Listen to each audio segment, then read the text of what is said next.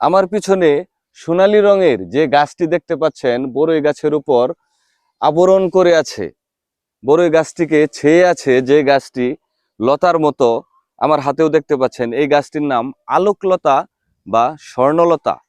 এই গাছের কোনো পাতা হয় না, এই গাছের কোনো কাণ্ড বা মূল হয় না, এরকম লতার মতো চতুর্দিকে ছড়িয়ে থাকে বলেই এটি স্বর্ণলতা নামে পরিচিত।